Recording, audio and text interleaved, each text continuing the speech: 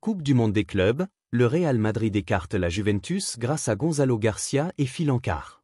Le Real Madrid s'est imposé 1-0 face à la Juventus et a ainsi assuré son ticket pour les quarts de cette Coupe du monde des clubs.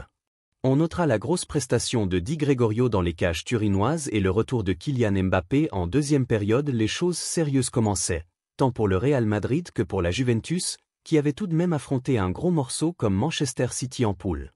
Le club de la capitale espagnole lui montait en puissance dans cette compétition, et pour ce premier gros test en guise de huitième de finale du mondial des clubs, Xavi Alonso sortait l'artillerie lourde.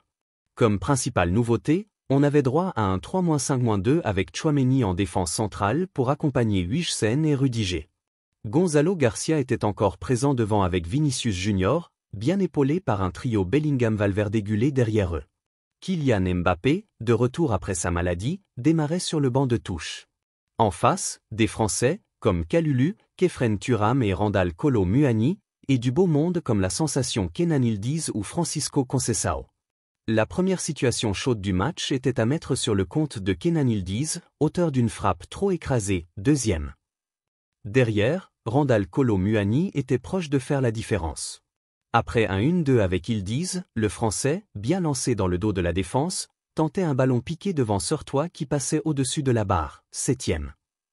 Les Turinois se créaient des occasions assez facilement et Yildiz, encore lui, voyait son missile, légèrement dévié par Tchouaméni, frôler le poteau gauche de Courtois, onzième. Grosse entame de la Juve donc.